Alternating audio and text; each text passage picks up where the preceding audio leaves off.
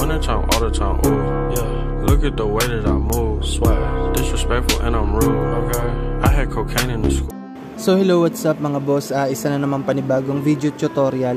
Yung ituturo ko sa inyo kung saan ay ituturo ko kung paano nga ba maging chat heads uli yung notification mo dito sa Messenger. Yan, hindi na siya bubbles. Okay, so maraming gusto kasi nun nung chat heads, pero ako kasi sanay na ako sa bubbles. Gusto ko na rin siya gamitin kasi marami siyang pakinabang para sa akin. Mas nagugustuhan ko siya kaysa sa chat heads. Yung chat heads ay yun yung bilog na notification, then yung bubbles ay yun yung square na notification. Okay, so kung gusto mo ng ng chat heads na notification, ganito lang yung gawin mo. Okay, sundan mo lang itong video na to. Ilalagay ko lang yung yung link nung nang ida-download mo sa may video description. Okay, so ganito lang yung gagawin mo. Okay, so punta lang tayo ng YouTube ko. Yan, tapos dito ko siya ilalagay, ha, tapos dun nyo na lang kunin. Yan, videos, tapos halimbawa ito, dito nyo lang siya kunin, no? Yan, i-click nyo lang yung title ng video, then dito ko ilalagay sa part na to. Okay, so nandiyan lang yung yung tawag dito, yung link sa ng Messenger. Okay, so tuturo ko rin sa inyo kung paano siya i-install. Okay, so wait lang, kunin ko lang yung yung link kasi hindi pa naman naka-upload tong video na to, kaya 'di ba? So halimbawa nandito ka na sa may description ng video, i-click mo lang yung link. Ayan, to click lang natin, hintay-hintay lang.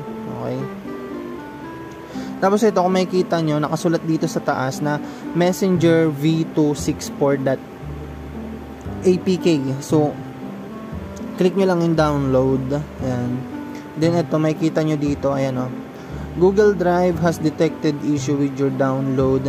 This file is too large for Google to scan for viruses. Would you like to download this file? This file is, yan, basta ikaw na niyan, hindi ko na yan ipapaliwanag. Basta ito, download anyway.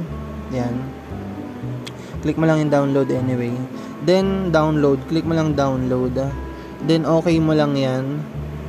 Yan, wala yung virus mga boss. Bali kasi to, lumang Messenger. Okay, so to yung pinakaunang Messenger, kaya kaya yun, basta yan. Tapos ito, install mo siya. Okay, so ang dito, ang advantage dito, magiging Messenger na siya, then magiging chat head siya, hindi na siya bubbles. Okay, pero ito yung wag na wag nyong gagawin. Okay, so wag na wag nyo siyang i-update, kasi once na i-update nyo tong application na to, tong Messenger, yung lumang Messenger, ang mangyayari niyan, babalik uli yan sa sa bubbles. Okay, so ang kailangan mo lang gawin, pumunta ka ng Play Store. Yan, click lang natin yung Play Store, then profile, yan, then setting, yan, then andali lang, network preference. Ito, network preference, click nyo lang yung network preference, tapos yung auto update. Yan, don't auto update, para once na nagbukas kayo ng data or ng wifi, hindi siya mag-update. Okay, kasi once na na-i-update mo yan, babalik yan sa pagka-bubbles. Okay, so wag nyong i-close nyo lang ito, i-off nyo lang yung don't auto update. Okay, saan ba yun?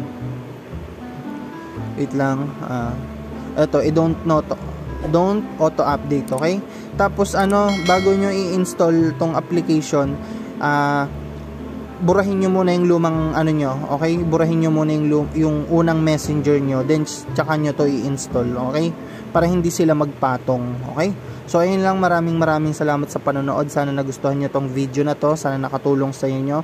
So ayun lang, God bless.